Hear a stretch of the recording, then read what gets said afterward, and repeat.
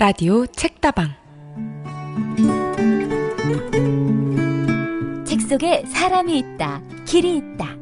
울림이 있는 감동과 재미, 버라이어티 북 토크쇼. 장비 팟캐스트 라디오 책다방.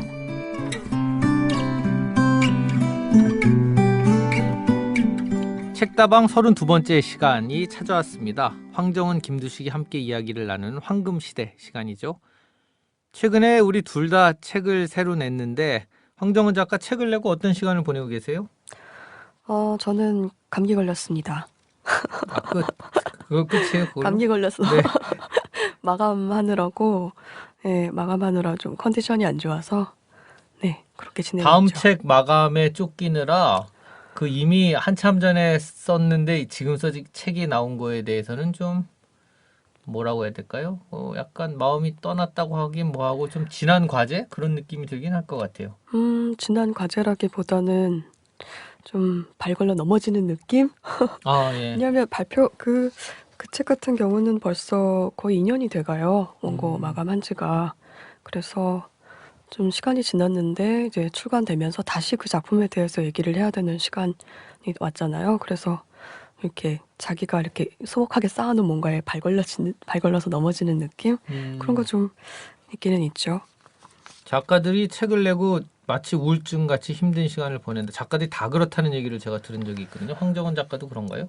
저는 제 경우는 이전 책까지는 그런 거 잘 못 느꼈는데 이번 책은 유난히 좀 울적하긴 하더라고요. 왜 그렇죠? 감기 걸렸습니다. 그래서 아니 왜 그렇죠라고 물어본.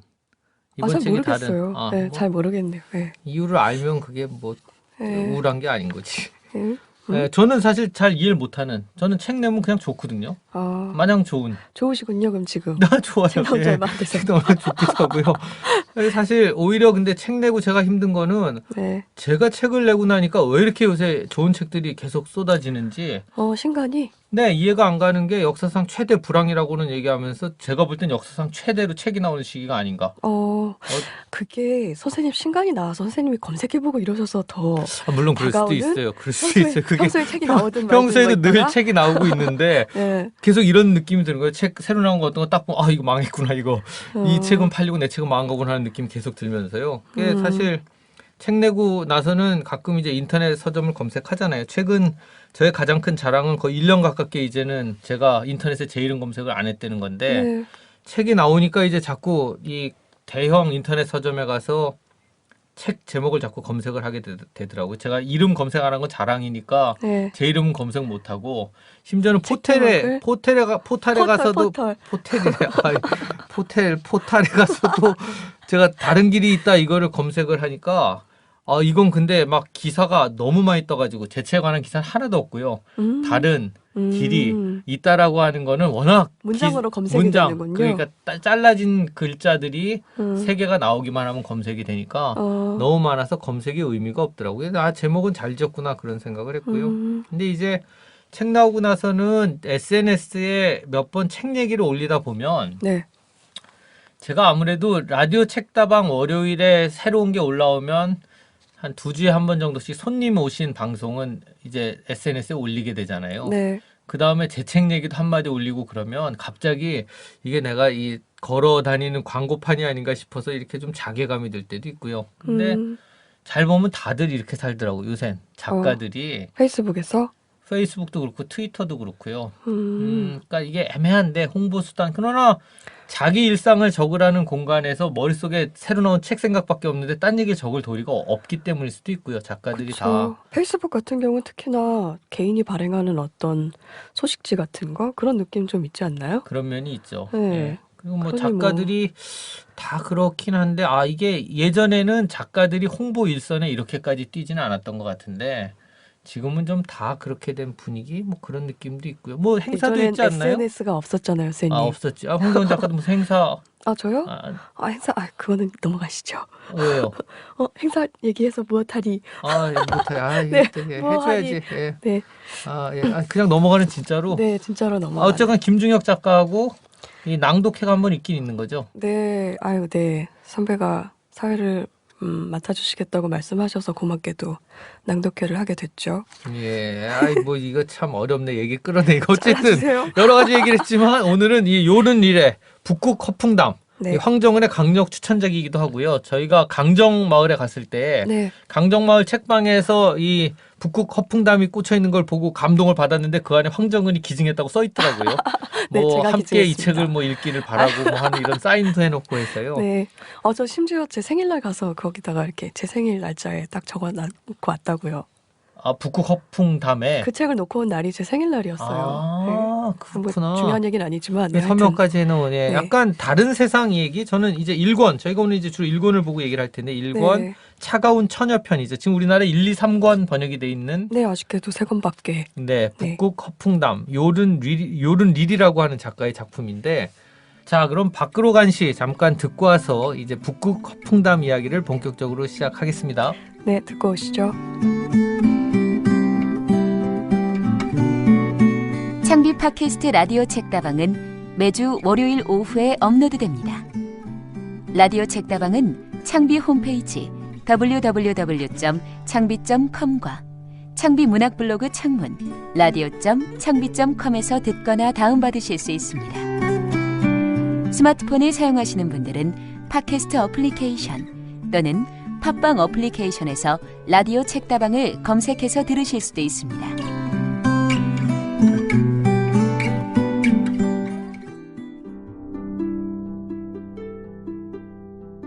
밖으로 간 시. 오늘 밖으로 간 시의 주인공은 진은영 시인이십니다. 최근에 대산 문학상을 수상하셨는데요. 진은영 시인이 직접 고른 시인의 사랑이라는 시를 들려드리겠습니다. 함께 들어보시죠.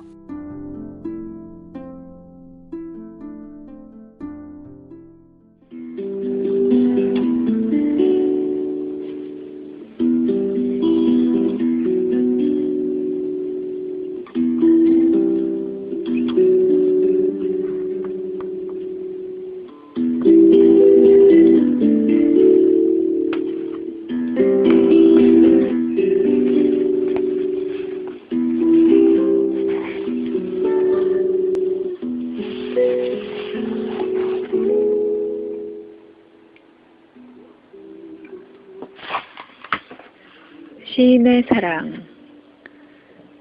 만일 네가 나의 애인이라면 너는 참 좋을 텐데.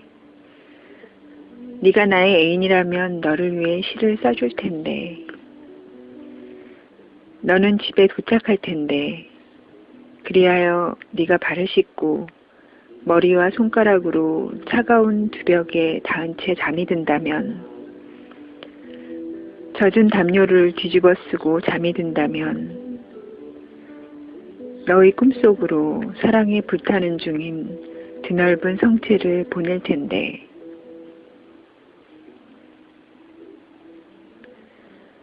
(5월의) 사과나무꽃 빈숲, 그 가지들이 겨드랑이를 흔드는 연한 바람을, 초콜릿과 박하의 부드러운 망치와 우체통과 기차와 처음 본 시골길을 줄 텐데, 갓 뜯은 술병과 팔랑거리는 흰 날개와 몸의 영원한 피크닉을, 그 모든 순간을, 모든 사물이 담긴 한 줄의 시를 써줄 텐데. 차 한 잔 마시는 기분으로 일생이 흘러가는 시를 줄 텐데. 네가 나의 애인이라면 얼마나 너는 좋을 텐데. 그녀 때문에 세상에서 제일 큰 빈집이 된 가슴을, 혀 위로 검은 촛농이 떨어지는 밤을, 밤의 민들레 홀씨처럼 알 수 없는 곳으로만 날아가는 시들을 네가 쓰지 않아도 좋을 텐데.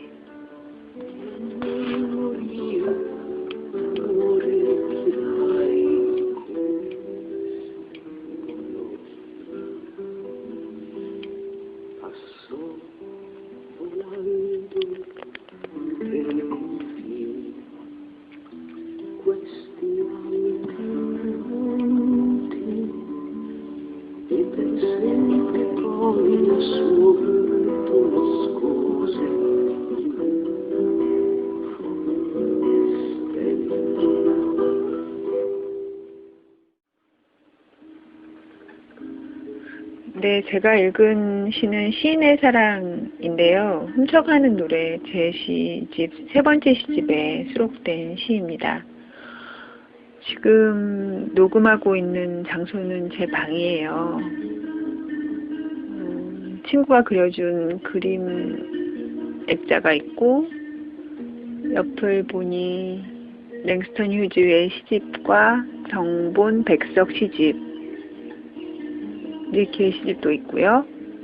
그 다음에 지금 제가 듣고 있는 음악은 이탈리아 가수죠. 안젤로 브란두 아르디라는 가수가 부른 안젤로 브란두 아르디 칸타 H 이런 음반이에요. 아까 시를 녹음하면서 들려드렸던 곡은 예이츠의 그대 늙었을 때라는 아주 아름다운 사랑의 시에 이 가수가 노래를 붙인 거죠.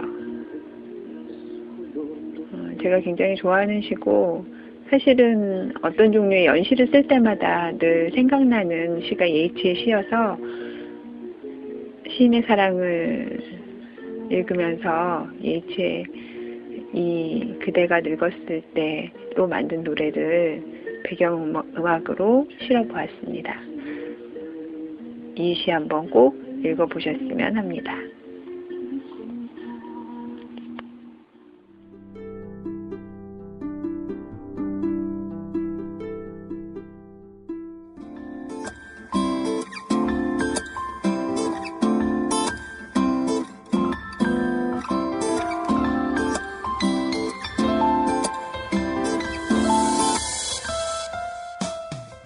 먼저 작가 얘기 같이 해봐야 될 텐데 이 요른 릴이라고 하는 작가 발음도 참 어렵지만 그쵸. 우리한테 상당히 생소한 작가죠. 네.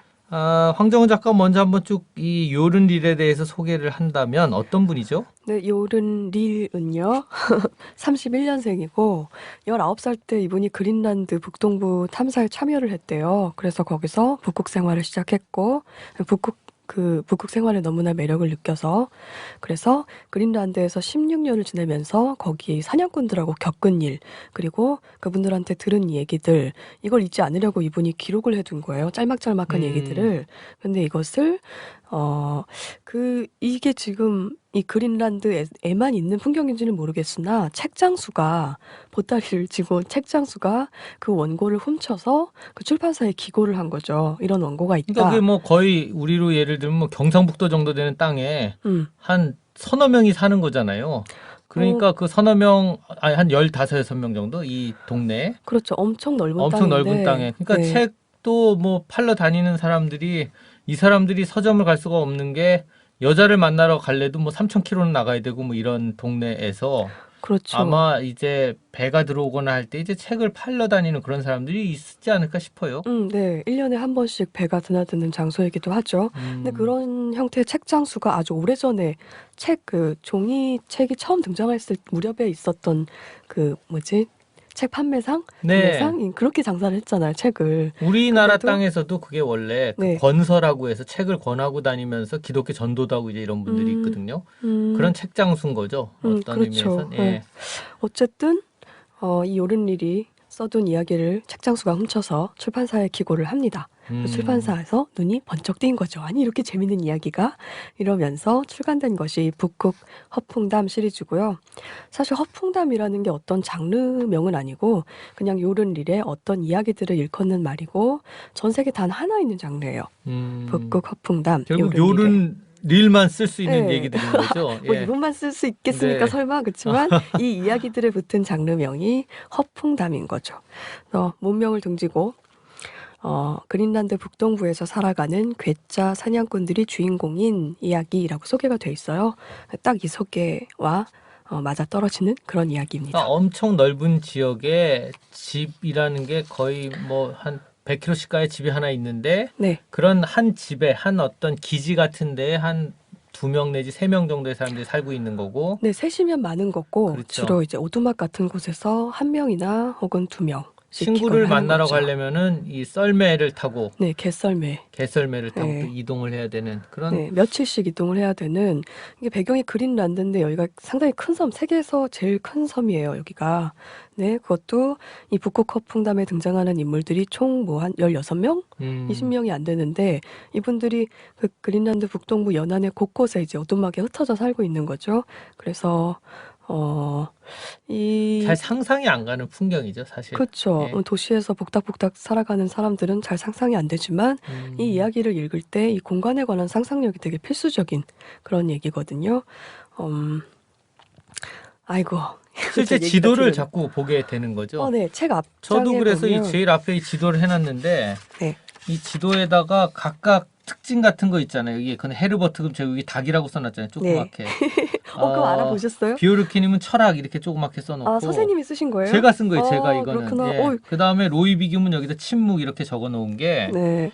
이 공간을 머리에 넣지 않고서는 이야기가 또 쏙쏙 들어오지 않아. 맞아요. 이 사람이 여기서 친구 만나러 지금 정말 거의 막 얼음을 헤치고 네. 거의 이 길을 건너가지고 강물 같은 걸 건너서 친구를 하나 만나러 갔구나. 이걸 이제 겨우겨우 지도를 보면서 그릴 수 있는 엄청나게 광활한 땅의 얘기더라고요. 그렇죠. 그래서 앞 페이지의 지도에다가 저는 책갈피 하나 꽂아 두시기를 추천을 드립니다. 계속 들여다보게 되거든요. 또 궁금해서. 그렇죠. 네. 이 넓고 광활한 땅에 20명도 안 되는 사람이 흩어져서 사는데 이게 이야기들이 어떤 큰 서사랄 게 없어요. 그냥 연작처럼 짤막짤막하게 각 인물들 그리고 그 인물들이 사는 오두막에서 벌어지는 일들에 관한 이야기거든요. 그래서 이 넓은 공간에서 이들이 한 사람 혹은 두 사람 또는 드물게 셋씩 이렇게 머물고 있는 상황이라서 아주 필연적으로 외로울 수밖에 없는 상황이고 그 외로움과 고립감 때문에 사람이 미칠 수도 있는 실제로 그런 사람의 이야기가 등장하기도 하고요. 잘 보면 그리고 다 미친 사람 같아 보이기도 하잖아요. 살짝 그렇죠. 모든 등장인물들이. 네, 그래서 괴짜 사냥꾼이라고 주석에 붙어 있잖아요. 네. 그래서 하여튼 그런 상황인 것이고 그 친구들을 그래서 만나러 멀리 찾으러 다니기도 하고. 네, 서로가 이런 외로움, 고립감에 대한 이해가 있기 때문에 이분들이 때가 되면 일부러 구실을 만들어서 개썰매를 타고 이웃집을 순회 방문하기도 하는 거죠. 근데 이게 바로 옆집의 거리가 개썰매로 며칠씩 걸리는 그렇죠. 그런 상황. 네. 짤막짤막한 에피소드들인데 사람으로 계속 이렇게 다리를 놓으면서 연결이 되고 주인공이 그렇죠. 계속 바뀌는 식인 거죠. 네. 어떤 얘기가 좀 인상적이었어요? 여러 얘기 중에. 잠시만요. 이게 총 몇 개의 이야기가 제1권에만도 1권에만 지금 10개의 이야기가 있는데 네. 하나하나 이야기가 아주 매력적이고 아주 생생하지 않나요?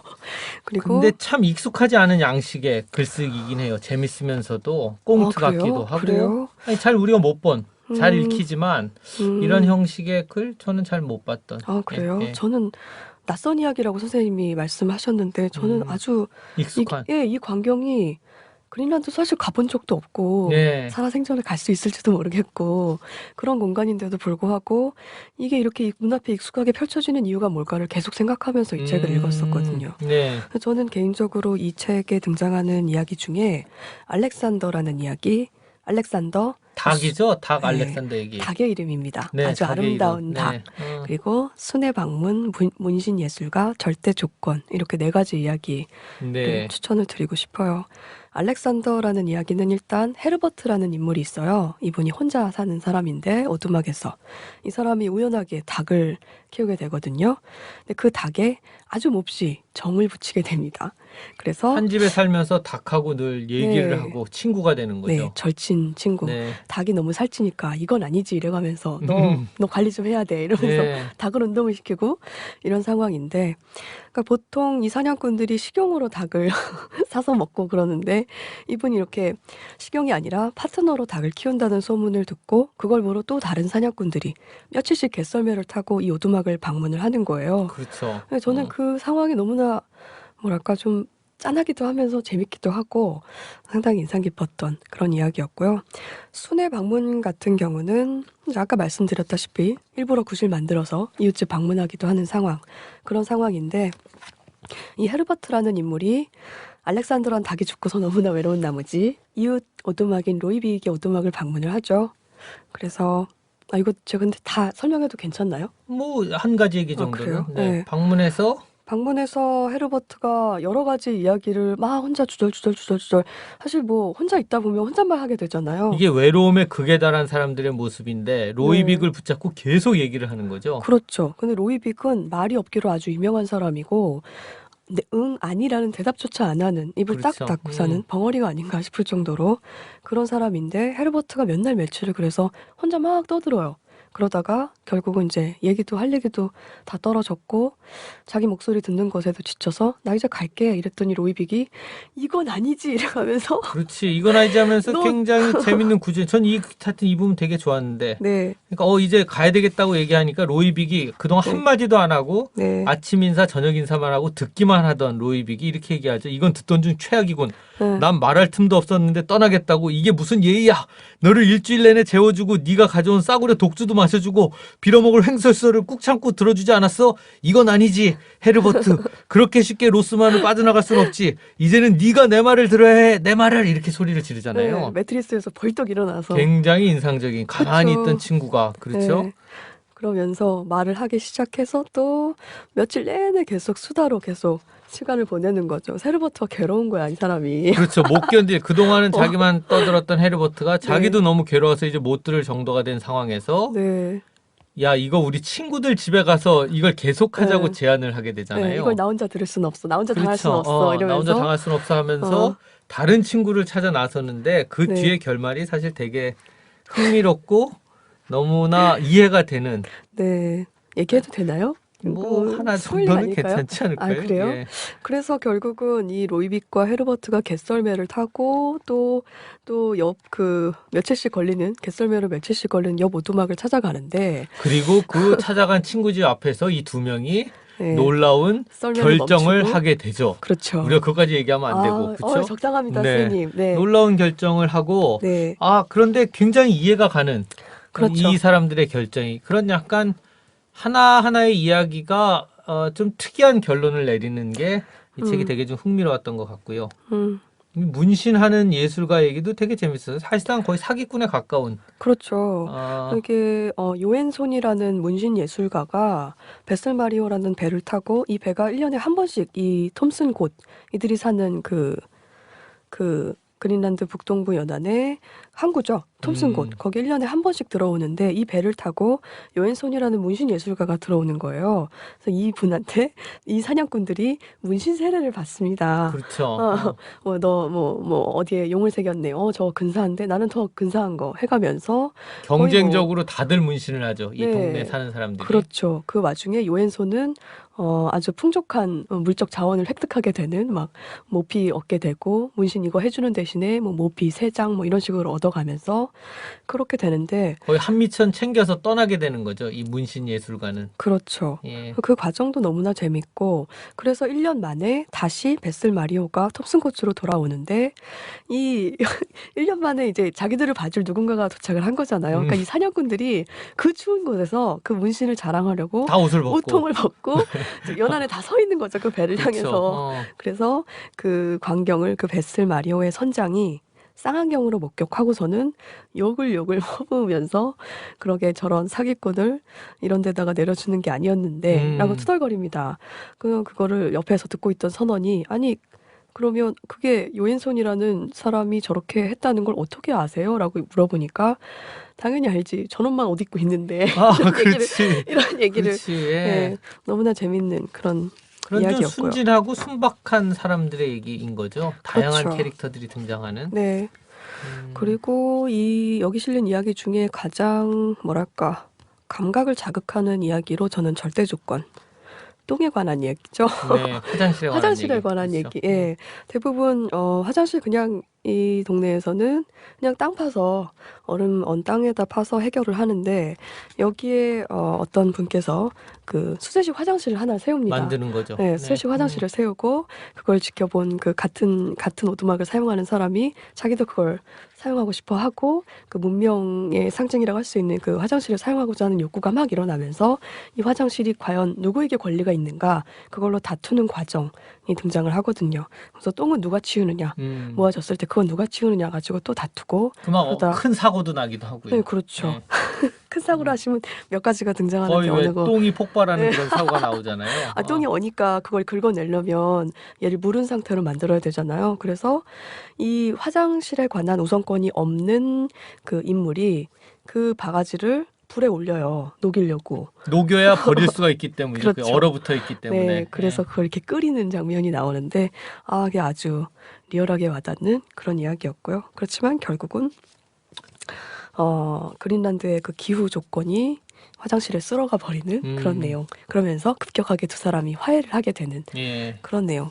인간이 있는 곳에 어디나 존재하는 어떤 욕망의 문제 같은 거를 네, 되게 좀 잘 상상하지 못하는 풍경을 통해서 전달한 재밌는 책이었던 것 같고요. 저는 네, 이 남자들만 있는 동네잖아요. 여자를 하나 만나려면 수천 킬로를 가야 되는 이런 동네에서 자기가 상상하는 여자들을 서로 얘기를 하다가 혼자 계속 여자 상상을 하고 있는 거잖아요. 계속 여자 상상을 하고 있다가 친구가 상상하는 여자 얘기를 들으면, 엠마 얘기를 들으면 자기가 상상하던 여자를 버리고 갑자기 엠마한테 빠져드는 거잖아요. 그렇죠. 그래서 죄책감 속에 상대방이 상상하는 여자에 계속 빠져들다가 결국은 그 여자를 거의 나한테 팔아라 같은 얘기를 하게 네. 되고, 그래서 결국 자기가 가장 아끼는 총을 주고 그 상상 속의 여자를 사기도 하고, 이렇게 여자가 계속 여자에 대한 사랑, 소유권이라고 하긴 뭐하지만 그 여자의 마음을 사고 파는 좀 말도 안 되는 장면이 나오잖아요. 네, 그게 그래서- 바로 이 북극호 풍담 1권의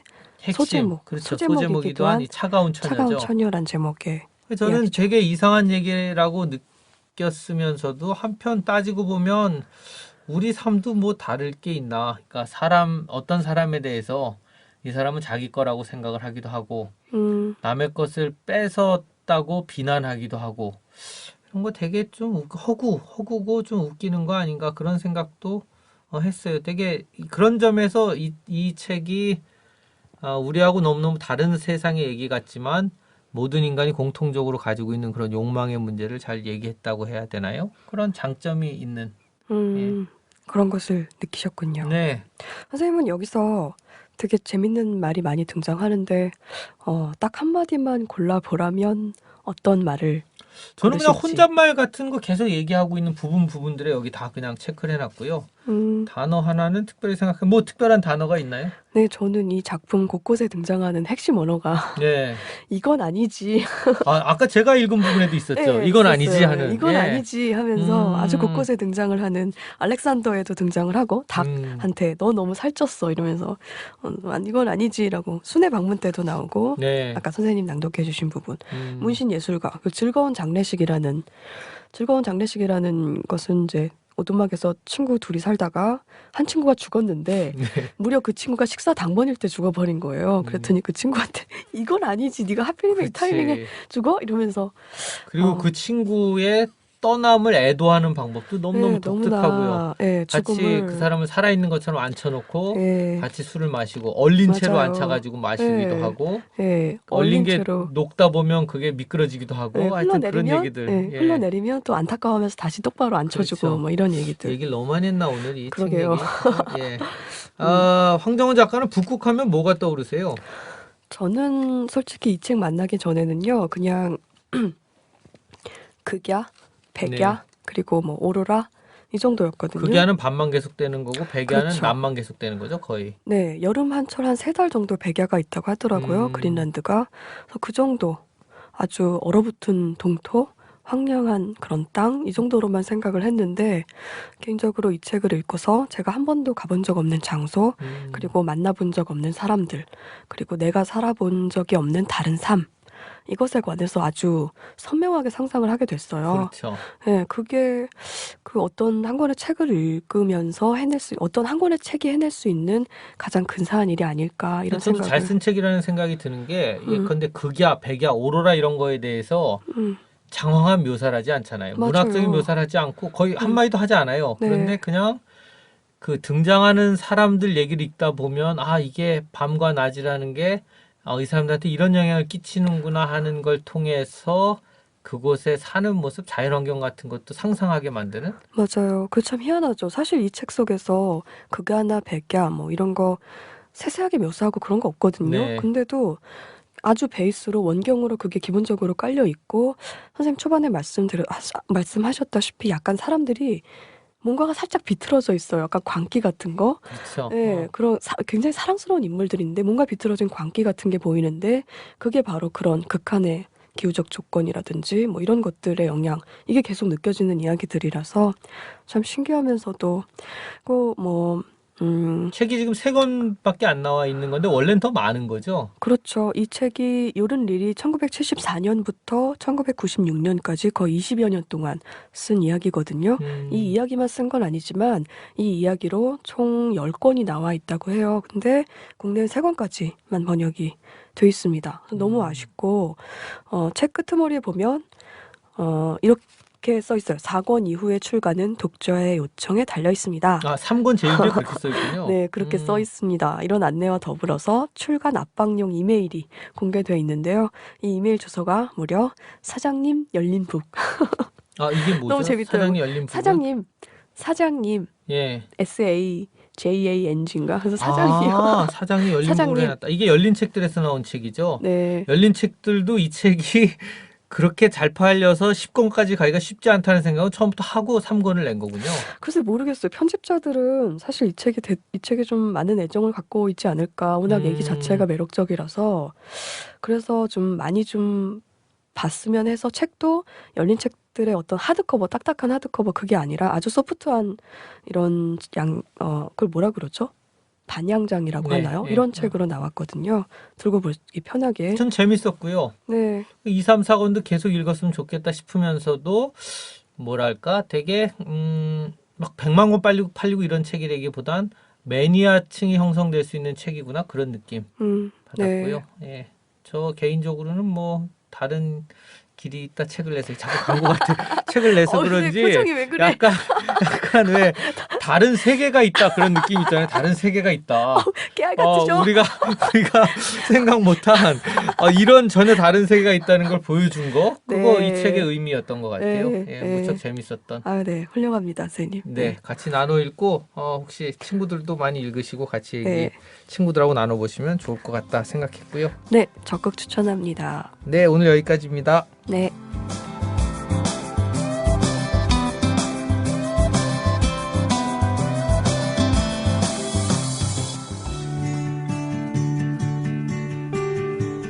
낭랑한 독서.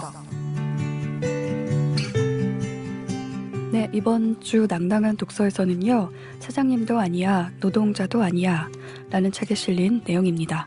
특수고용 노동자로 살아가는 분들의 사연이 담긴 책인데요. 특수고용 노동자란 월급 형태의 고용계약이 아니고 사업자 대 사업자로 도급계약을 맺고 일하는 분들입니다.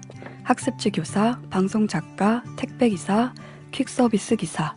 그 중에서 간병인 김수란 씨의 이야기를 편집자를 대신해서 제가 읽겠습니다. 들어보시죠.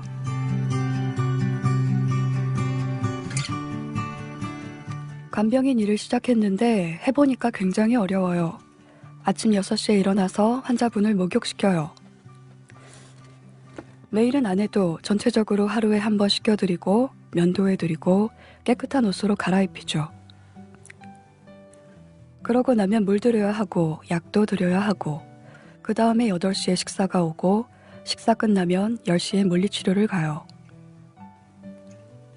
제가 보호자를 대신하기 때문에 물리치료실에도 따라가요. 물리치료 끝나고 내려오면 점심 식사고 하루에 4번 네뷸라이저를 해요. 네뷸라이저는 환자가 가래가 끼니까 가래를 묽게 해주는 기구예요. 쉴 새 없어요. 그거 다 하고 나면 수시로 석션을 해요. 석션은 어떨 때는 30분이 걸릴 때도 있어요. 계속 나오니까요. 밤에는 진짜 많이 나와요. 자다 일어나서 그렇게 석션을 하다 보면 잠이 다 달아나요. 그러면 다시 잠들기 힘들잖아요. 게다가 2시간에 한 번씩 체위 변경을 해줘야 하고요. 식사는 일하는 사이사이에 사람들 없는 곳에서 해요. 저녁에는 저도 공동 샤워장에서 샤워 좀 하고 닦고 자고.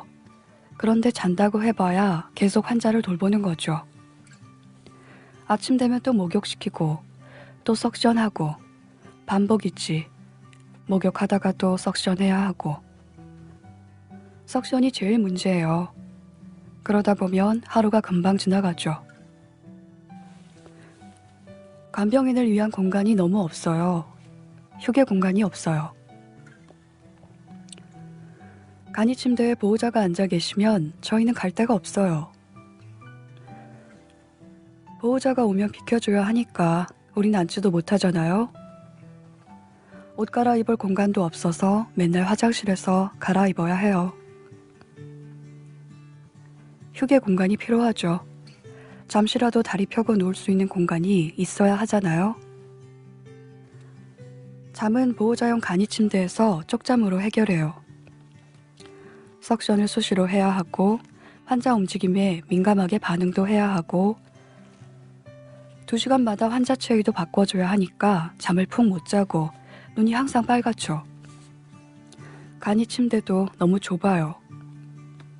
공간이라도 좀 돼서 앉아서 쉴 때 쉬고 잘 때 자고 해야 하는데 그런 게 아니잖아요. 환자 보호자분이 오셔서 아주머니 좀 쉬고 오세요. 어디 가서 좀 주무시고 오세요. 이래도 갈 데가 없어요. 일주일 동안 먹을 밥 18개를 비닐팩에 싸가지고 와서 얼려놔요. 무거워서 더는 가져오지도 못해요. 반찬도 맨날 똑같아요. 고추장, 된장, 젓갈, 잘 안 상하는 거, 짠 거. 제일 어려운 게 밥 문제예요. 언 밥을 전자레인지에 해동해서 먹는 거예요. 그나마 전자레인지도 2병동 합쳐서 2개가 있었는데 얼마 전에 하나가 고장났어요.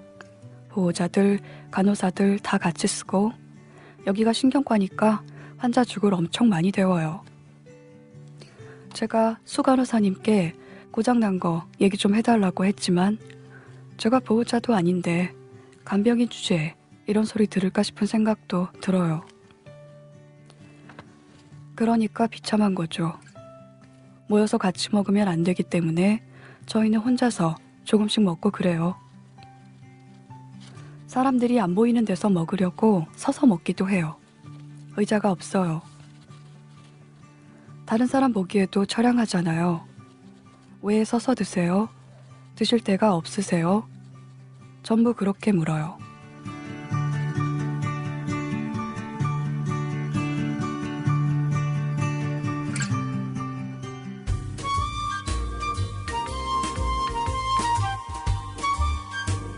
결정적 순간. 오늘 결정적 순간의 주인공은 소설가 윤성희 작가입니다. 소설이 뭔지도 모르고 대학에 다시 들어가서 소설을 써오라는 숙제를 받고 망연자실했던, 그래도 밤새 한 문장 한 문장을 다듬던 그 기억에 대해서 이야기해 주십니다. 함께 들어보시죠.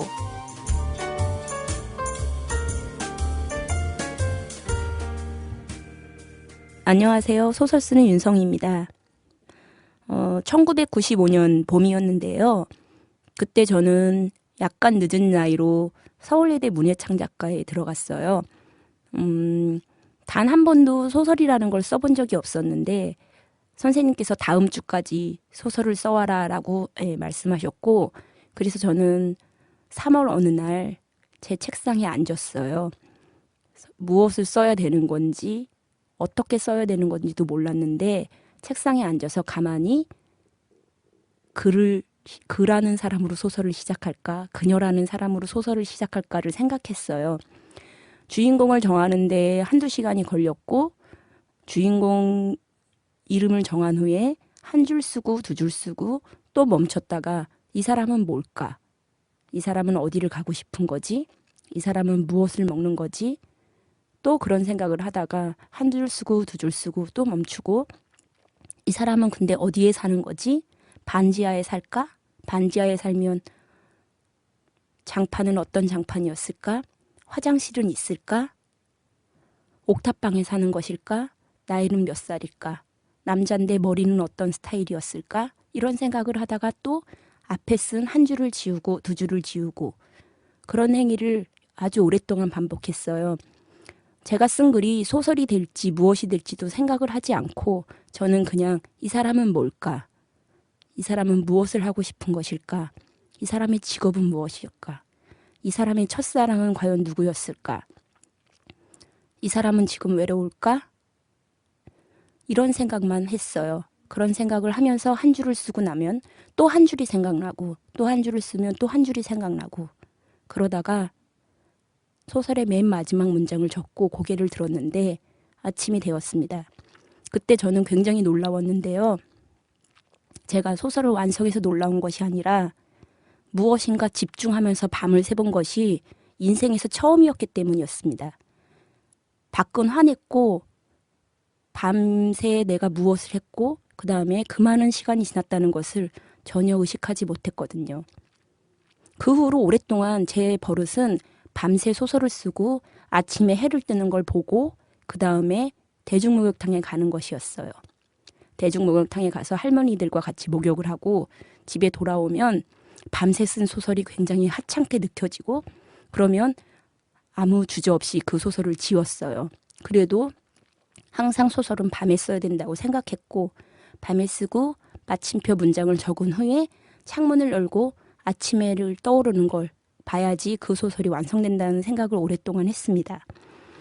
제가 소설가가 될 수 있었던 것은 글을 잘 써서가 아니라 어쩌면 그 밤을 사랑해서가 아니었을까. 내 평생 공부도 이렇게 밤새 안 해봤는데 이렇게 소설을 쓰면서 밤을 새보다니 혹은 이렇게 하찮은 일을 하는데 남들이 아무도 알아주지 않는 이런 일을 하는데도 불구하고 나는 이렇게 행복했고 이렇게 몰두하면서 밤을 샐 수 있었다니 이건 틀림없이 내 안에 무엇이 있는 것이 아닌가라는 생각이 들었기 때문이 아닐까 싶습니다. 그 후로 거의 20년이 지났지만 전 아직도 그 밤에 소설을 썼던 기억, 그 다음에 소설을 지었던 저의 어떤 주저함, 그 다음에 창문을 열었을 때 그 창밖의 모든 풍경들이 아주 생생히 떠올라요. 때로는 거짓말처럼 훗날 내가 만든 이미지가 아닐까라는 생각이 들 정도로 그 장면이 떠오릅니다. 그것이 오늘날 제가 소설을 쓰는데 조금이라도 용기를 주는 어떤 그날 아침이 아니었을까라는 생각이 들어요.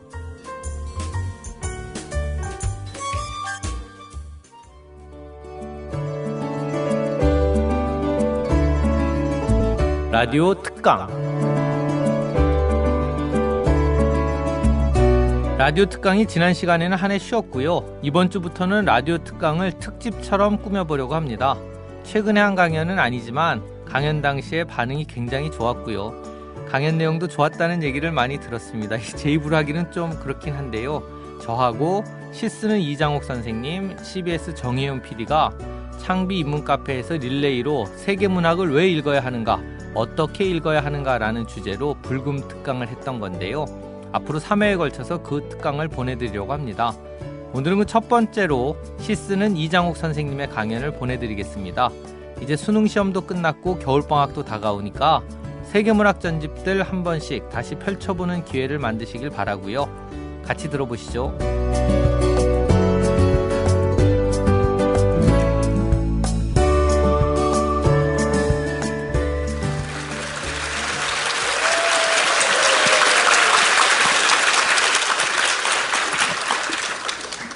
(2004년에) 한국문학 작가 한 150명을 대상으로 해서 설문조사를 한 적이 있습니다.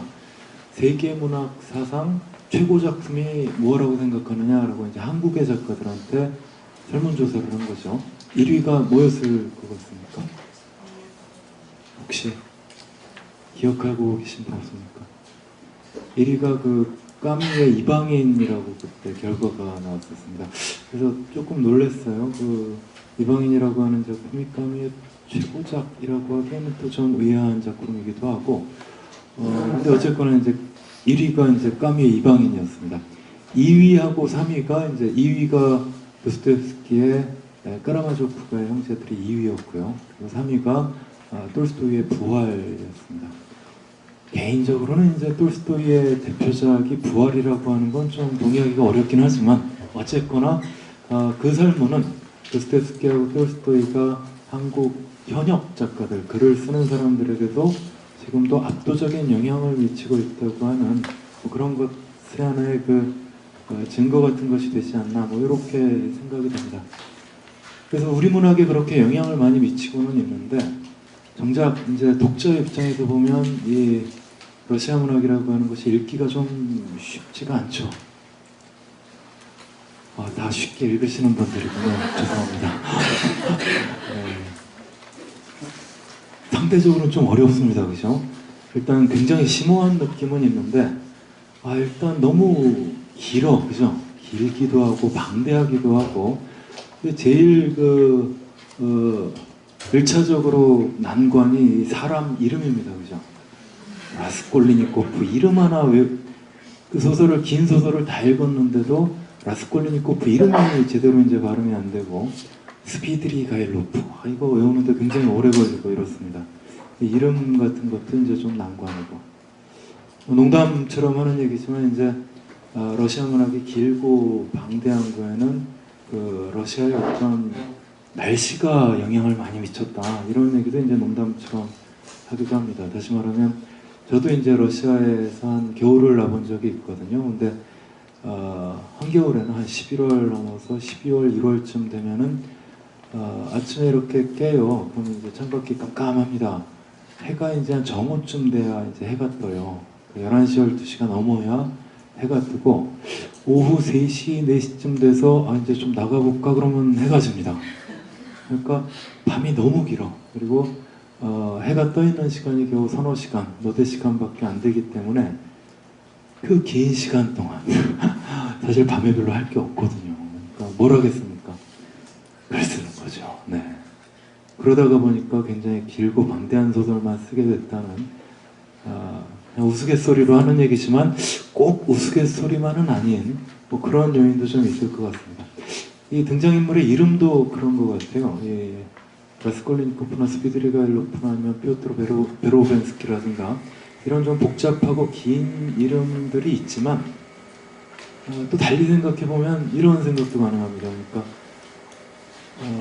외국인이 보기에 가장 어려운 이름이 어느 나라 사람들의 이름일까요? 저는 한국인 이름일 것 같아요. 한국 사람 이름이 외국인들한테는 발음하기가 굉장히 어렵습니다. 외국인들이 이 발음 구조상 이제 발음할 수 없는 이런 발음들이 굉장히 많고, 영어식으로 표기를 해놓으면 굉장히 길죠. 또 이름이 길기도 하고, 게다가 또 성하고 이름이 또 반대잖아요. 그러니까 이름은 거의 포기하고, 이제 축구 중계방송을 보더라도 한국 축구 선수 이름은 거의 포기하고 이제 번호로 부르면서 중계방송을 하기도 하고 그렇습니다. 다시 말하면 이 이름이라고 하는 것은 이제 일종의 이제 관습, 익숙해지기 나름인 거죠. 그래서 러시아 문학 읽을 적에 어렵습니다. 그러니까 이제 처음에 진입 장벽이 좀 있는데, 조금 익숙해지고 나면 러시아 문학의 관습이라든가 이름 같은 것에 좀 익숙해지면 기대했던 만큼의 뭔가를 많이 얻을 수 있지 않을까, 뭐 그런 생각이 듭니다. 제가 그 러시아 문학에 대해서 이제 좀 전반적으로 얘기를 할 때, 일단 19세기 러시아 문학이 사실은 우리가 러시아 문학이라고 할 때는 20세기 러시아 문학보다는 역시 19세기 러시아 문학입니다. 최근에 그 박경리 문학상이라고 하는 문학상이 있었죠. 한국에서. 혹시 들어보셨습니까? 이번에가 2회차입니다. 1회차는 누가 받았는지 혹시 아세요? 최인훈 선생이 받으셨어요. 이게 상금이 1억 5천만 원입니다. 그래서 국내에서 주는 상으로는 아마 상금이 가장 많은 상이 아닐까 하는 생각이 드는데, 최인훈 선생이 1회를 받으셨는데, 짝수차에는 이제 외국 작가들한테 주는, 그래서 이제 노벨문학상에 필적하는 이런 상을 만들겠다는 큰 꿈을 가진 상이기도 한데, 이 2회차 상을 받은 것이 류드밀라 울리츠카야라고 하는 그 러시아의 여류 여성 소설가입니다. 연세는 조금 있으신 분인데, 이분이 이제 한국에 와서 인터뷰를 한 적이 있어요. 근데 그때 했던 얘기 중에 하나가, 러시아에서는 작가를 둘로 나눈다. 그렇게 얘기를 합니다. 하나는 도스토옙스키. 저는 이제 학교 다닐 때는 이제 도스토옙스키 이제 정확하게 발음하면은 다스타이옙스키 이렇게 되니까 좀 복잡하잖아요. 그러니까 그렇게 뭐 안 하고 도끼 그렇게 부르기도 하고 원래 이제 톨스토이도 이제 딸스토이 그래야 이제 원래 발음이 가까운데 톨스토이 그러면서도 똘 선생 뭐 이러기도 하고 그래요. 근데 어쨌거나 이 도선생 라인하고 똘 선생 라인으로 이제 나뉘는 것이 러시아 문학이다. 뭐 이런 얘기들을 합니다. 차이가 뭔가 하면 톨스토이 라인의 이제 작가들은 푸시킨 많이 들어보셨죠? 푸시킨하고 투르게네프 같은 작가들 또 조금 넓히면은 체홉 같은 작가들이 이제 부활이 되고요.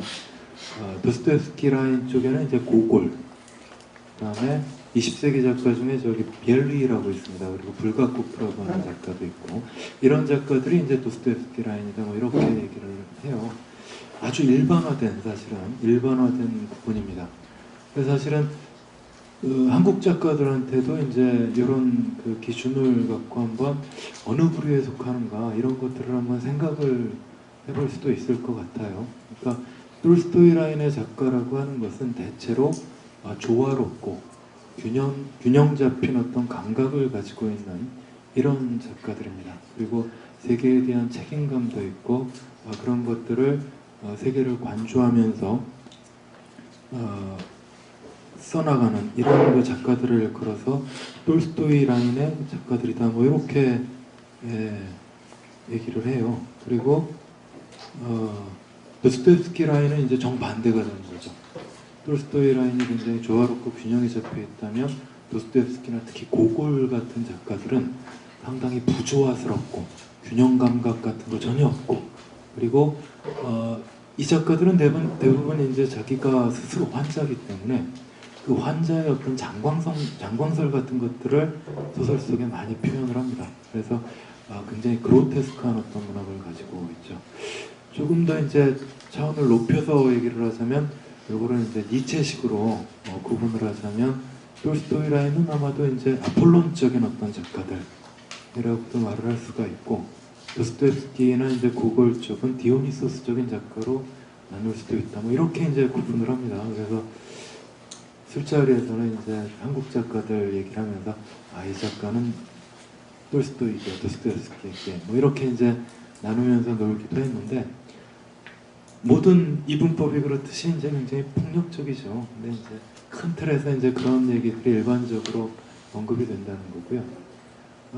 가장 유명한 이분법 중에 하나는 이사야 벌린이라고 하는 철학자가 있습니다. 영국 철학자인데 이사야 벌린이라고 하는 철학자의 책 중에 고슴도치와 여우라고 하는 책이 있어요. 이게 톨스토이에 대한 책인데 세계에는 두 유형의 사람이 있다.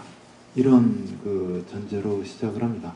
고슴도치 유형이 있고 여우 유형이 있다. 이렇게 얘기를 하는 거죠.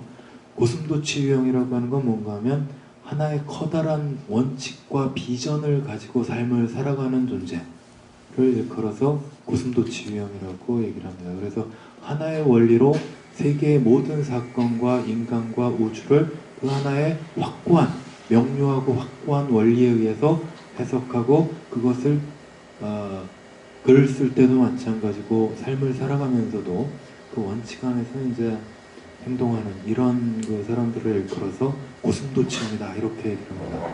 여우 유형은 어떨 것 같습니까? 반대겠죠, 그죠? 고슴도치하고는 정반대로 하나의 원칙, 하나의 비전 이런 것들에 얽매이지 않는 굉장히 다양하고 분산적이고 또 쉽게 말하면 이제 또 다원적인 가치 이런 것들을 믿고 어떻게 보면 우직한 맛은 없는 거죠, 그죠?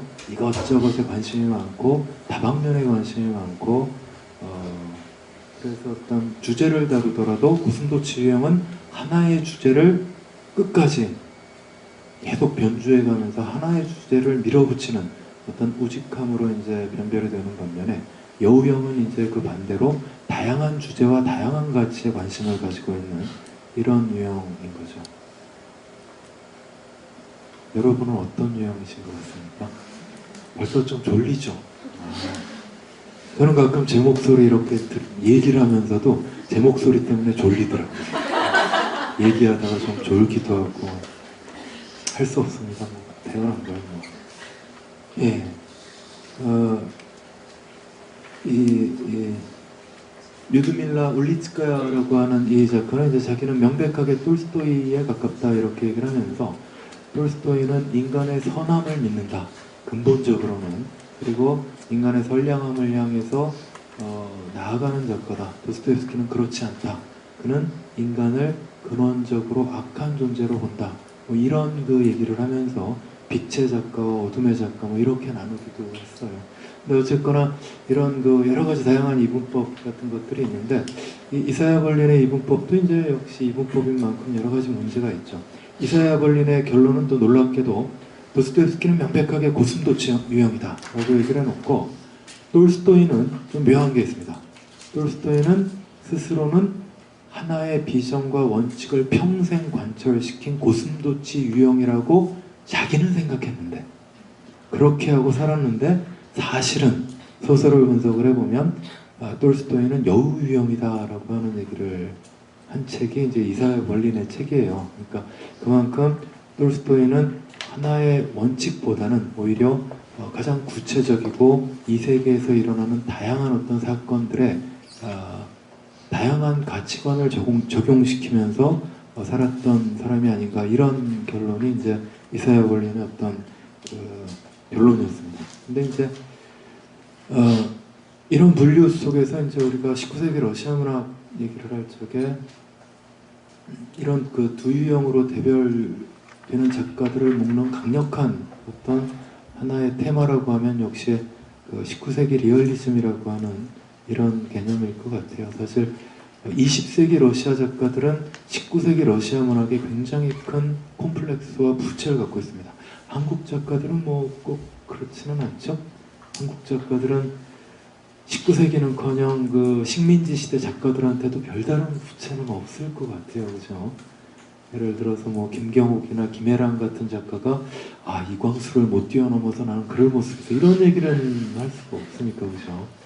근데 그 류드밀라 울리츠카야라고 하는 분도 와서 처음 인터뷰할 때 하는 얘기가 우리는 19세기에 모든 걸 했기 때문에 20세기 작가들은 19세기를 도저히 뛰어넘을 수 없다. 뭐 이런 한탄을 할 정도로 19세기는 특이한 세기입니다.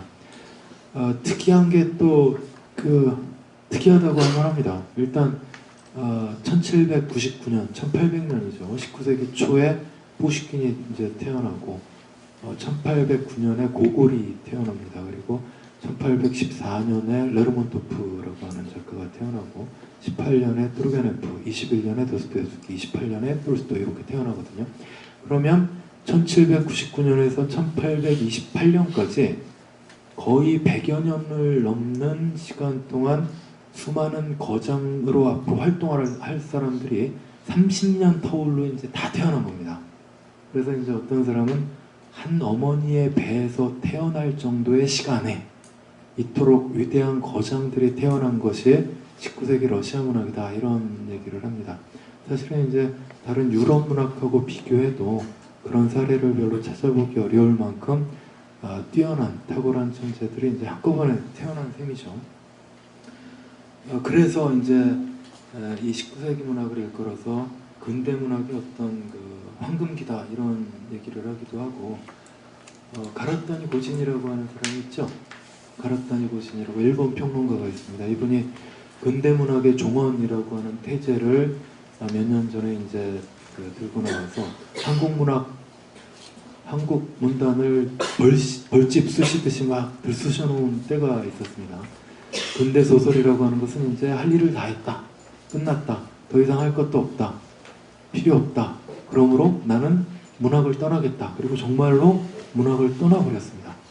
굉장히 용감한 어떤 선택이기도 한데 떠난 사람한테는 용감한데 남아있는 사람한테는 참 거시기하죠. 그죠? 계속 글을 써야 하는 사람한테는. 근데 이제 이 근대문학의 종언이라고 하는 것이 이제 다양한 평가가 가능한데 19세기 문학하고 또 좀 비교를 해보면 좀 다른 각도에서 우리가 이해를 할 수가 있습니다. 가라타니 고진이 근대 소설의 어떤 정점에 있는 문학을 19세기 리얼리즘 문학이라고 했고 러시아 문학은 그 중에서도 탁월한 문학 중에 하나였습니다. 근데 가만히 생각해보면 정말 19세기에 근대 소설이 전성기였을까? 그리고 2012년 오늘의 근대 소설들은 이 사회의 발전에 아무런 역할을 하지 못하는 이미 시효가 끝난 장르인 것일까? 이 질문을 던져보면 우리가 또 다른 대답이 가능할 것도 같아요. 왜 그런가 하면 이건 조금 이제 문학 사회학적인 접근입니다. 어떤 건가 하면 한 1850년, 그러니까 19세기 중반에 도스토옙스키나 톨스토이 같은 사람들이 살 때 러시아의 인구가 지금은 이제 현대 러시아는 1억 5천만쯤이 됩니다. 근데 19세기 중반 1850년에는 러시아 인구가 한 5천만 안팎이었다고 알려져 있습니다. 그러니까 우리 남한 인구 비슷한 거죠. 근데 땅덩어리는 그 남한의 173배라고 합니다.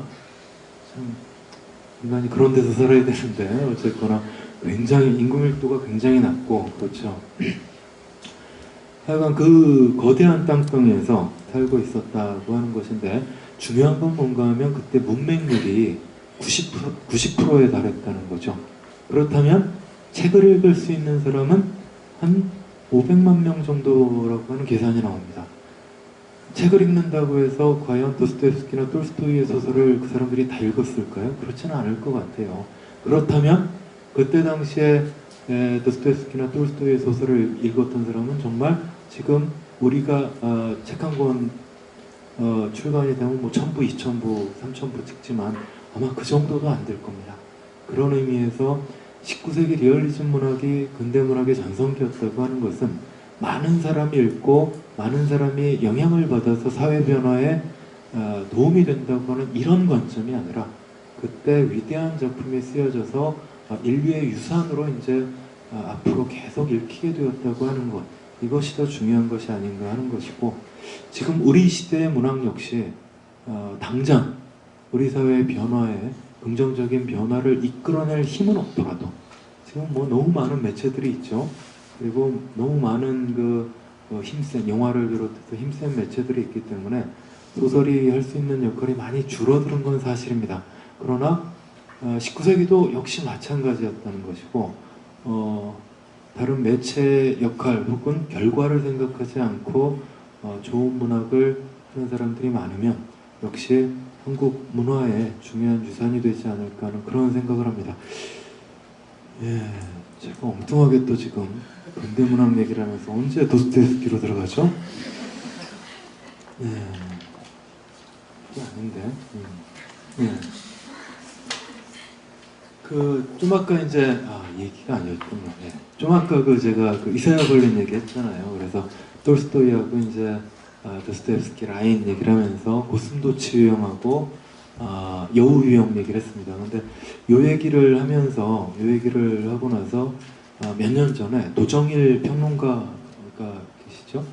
예, 경희대 교수님이신데 이 도정일 선생이 여기다 하나를 더 추가하자.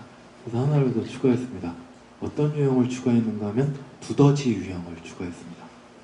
이건 뭔가 하면 고슴도치 유형은 자신의 확고하고 일관된 하나의 커다란 가치를 자기 마음속에 갖고 평생을 살아가는 사람이 고슴도치입니다.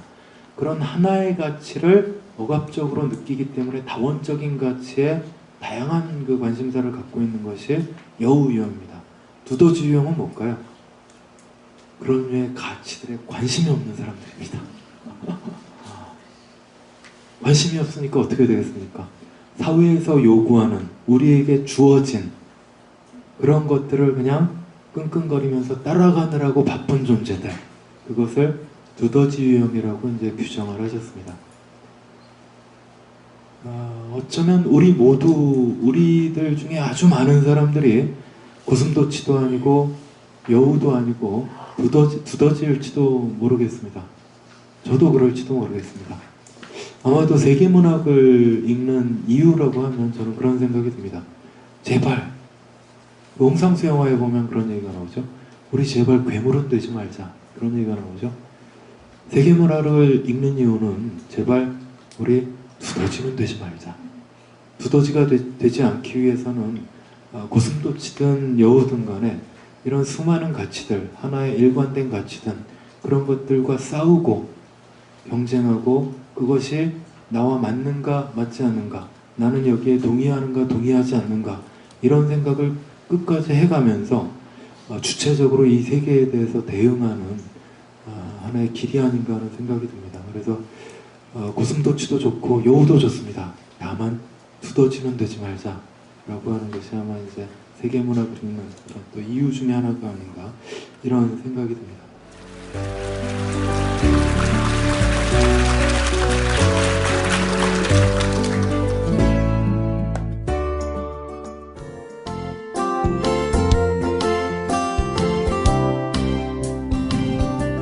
안녕하세요. 라디오 책다방에서 새롭게 전해드리는 창비 새 책 소식을 말씀드립니다. 첫 번째 책은 여행산문집 누구나 이방인입니다. 이혜경, 천운영, 손홍규, 조혜진, 김미월, 신혜욱, 이름만 들어도 쟁쟁한 우리 문단의 대표 작가들이 여행을 떠났습니다. 그 6작가들이 전하는 아주 특별한 여행기입니다. 알래스카, 몽골, 카리브해, 터키, 라오스, 폴란드까지 그 목적지도 다양한데요. 작가들의 매력있는 문장으로 만나는 여행지의 풍광과 이방인의 시선을 즐길 수 있습니다. 가볍고 정보만 가득한 여행산문이 아니라 문학과 사유가 잘 녹아있는 글을 만나실 수 있습니다. 두 번째 책은 제목이 아주 재미있는데요. 사장님도 아니야, 노동자도 아니야입니다. 혹시 특수고용 노동자라고 들어보셨나요? 요구르트 판매원, 학습지 교사, 간병인, 방송 구성작가 등이 그런 특수고용 노동자입니다. 이 책은 그분들의 노동 현실을 르포와 인터뷰로 구성한 책입니다. 노동 기본권도 보장받지 못한 채 을 중에 을로 살아가는 이야기. 인터뷰라서 현장감이 살아있고 읽는 재미가 좋은 책입니다. 마지막으로 소개해드릴 책은 김한수 작가의 청소년 소설 너 지금 어디가입니다. 소위 문제아 주인공들이 텃밭을 가꾸며 변하는 모습을 재밌고 감동적으로 그렸습니다. 생태주의 교육이 답답한 현실을 헤쳐나갈 대안이라고 보여줍니다. 특히 청소년기에 더 잘 방어할 수 있도록 어른들이 옆에서 응원하고 격려해야 한다고 말하는 아버지가 등장하는데요. 요즘 아이들에게 필요한 부모가 아닐까 싶습니다. 그래서 어른들도 꼭 한번 읽어보시면 좋겠어요. 지금까지 저는 출판사 창비에서 일하는 윤자영이었습니다. 감사합니다.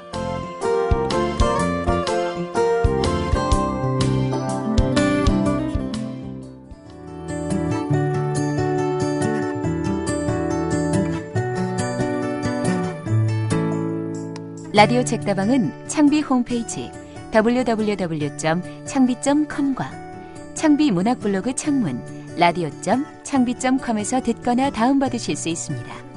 창문 게시판에서는 다양한 책다방 소식도 만나실 수 있습니다. 창문 게시판, 아이튠즈, 팟빵에 청취 소감을 남겨주시는 분들께는 창비 페이스북의 이벤트를 통해 푸짐한 선물도 드립니다. 많은 참여 부탁드립니다.